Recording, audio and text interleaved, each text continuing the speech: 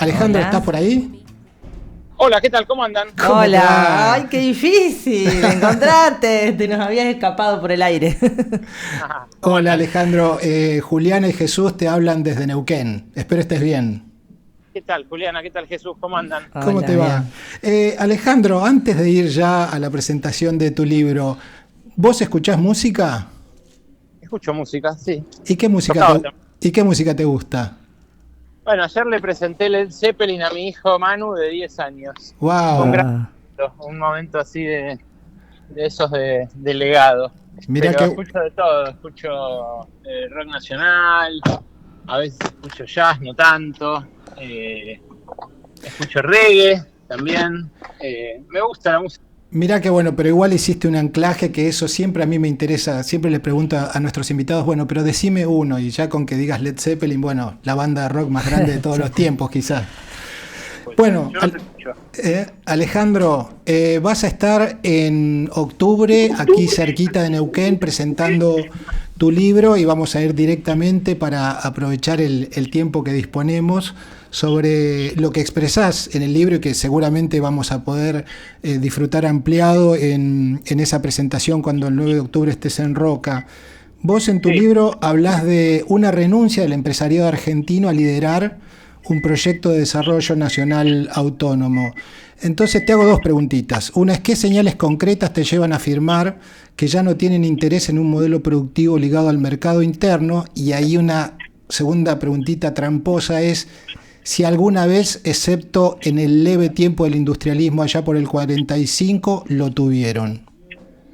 Bueno, esto último, voy a empezar por esto último, porque es una gran discusión sobre la que se ha escrito muchísimo a lo largo de la historia de las ideas argentinas, y es súper apasionante, porque la verdad que nuestra élite es una élite de características muy particulares, que se formó al calor de un despojo, del despojo de los pueblos originarios. Ustedes lo saben, lo conocen bien ahí en Patagonia. Muy de cerca. Y que bueno, básicamente tuvo la renta siempre muy presente, la renta del suelo específicamente, pero la renta en general por encima de la ganancia capitalista, digamos, por ser esquemáticos del beneficio capitalista. Y bueno, la verdad que con ese ADN lo que tuvimos fue una burguesía que en buena medida se comportó como una clase dominante durante todo el siglo XX y no como una clase dirigente que cohesiona, que lidera, que genera consensos, que obviamente manda, pero manda y reparte o convence. Bueno, eso en un punto estuvo ausente en la élite económica, pero estuvo presente en la élite militar, estuvo presente en los científicos. La verdad que el gran capital argentino, si bien, como decía, como dijeron muchos en la historia, sobre todo Sarmiento, tuvo olor a bosta mucho tiempo, también tuvo articulación con un Estado que sí se planteó programas de desarrollo o planes de aumento de la productividad, con audacia tecnológica, qué sé yo, pienso en Mosconi y el petróleo, pienso en Savio y el acero, pero también en los tipos y tipos, sobre todo minas también, que articularon con esos programas desde el capital. Y hubo momentos en los cuales Argentina parecía disputar por lo menos, no te digo la primacía, pero por lo menos la perspectiva de tener una industria de clase mundial, competitiva, y bueno, eso fue abortado sobre todo por el proyecto oligárquico que encarnaron las sucesivas dictaduras, ¿no? La verdad que en los 40 hubo, en los 60 también, en los 70 también hubo intentos de industrializar la materia prima que siempre abundó acá en nuestro país, y que ahora, bueno, vuelve a aparecer como la tabla de salvación. Cuando apareció Loma La Lata en los 70, ahí en Neuquén, rápidamente floreció el polo petroquímico de Bahía Blanca, donde yo estuve el otro día presentando el libro también. Ahora que está Vaca Muerta, en vez de pensar en otro polo petroquímico o en alguna forma de aprovechamiento local con mano de obra y materia gris de ese recurso que se está explotando de manera tan extraordinaria, lo que se piensa es en barquitos licuadores que manden ese gas afuera. O sea, es una renuncia muy muy estructural, y que tiene a esos dueños como socios, porque son intermediarios. En un punto, el propio Paolo Roca, que yo menciono el caso, me parece muy emblemático en el libro, está dejando de ser siderúrgico y está empezando a ser cada vez más petrolero, pero además un petrolero exportador, porque es socio de los barcos que se van a poner con Golar y demás ahí en Río Negro para mandar ese gas afuera. Salvo en alguna medida Arcor e YPF, todas las grandes empresas argentinas, entre comillas, fueron en los últimos años haciendo un proceso de transformación que llevaron a que sus intereses también, entre comillas no, sus intereses industriales, a llevarlos afuera, ¿no? Vos mencionabas el caso de Techin, y digamos, el grueso del desarrollo industrial que tiene Techin hoy lo tiene en Estados Unidos o en otros lugares, en donde el peso de la parte argentina es mucho menor, y como vos decís, se han redireccionado a la energía. Nosotros acá en Neuquén lo vivimos muy de cerca, esto que vos mencionás en tu libro, en donde se da digamos, la paradoja de venimos de producir 550.000 barriles de petróleo por día en agosto, y tenemos índices de pobreza como nunca antes, y no hay una sola industria en Neuquén. O sea, y en esto voy a la pregunta: a este grupo o a los dueños de la Argentina, ¿cómo les cae Milei? ¿Y qué perspectiva le ves a la luz de los acontecimientos últimos que hemos vivido? No, Milei es la apuesta total del gran empresariado argentino, del establishment. No es algo que se haya caído, ni que le hayan soltado la mano. Yo escuchaba a mucha gente que cuando salió lo de las coimas de Carina, del 3% y demás, decían, bueno, esto se sabe porque a Milei le soltaron la mano. La verdad que se sabe porque hay una interna feroz, porque los servicios de inteligencia están desatados, pero no me parece que tenga que ver con que esa apuesta se terminó o no está más. Francamente es algo que sostienen, es la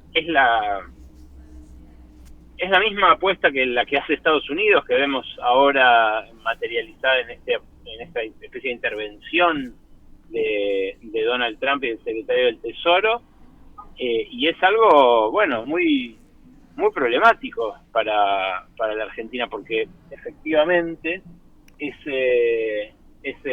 esa discusión es una discusión que bueno, no está dispuesta a dar la democracia, no están dispuestos a dar los partidos, y bueno, choca todo el tiempo con ese tabú nuestra democracia, con el tabú de que los dueños no aceptan en buena medida la discusión democrática de su proyecto. Es un proyecto para pocos, es evidente eso, ¿no? Y bueno, ahí está clarísimo.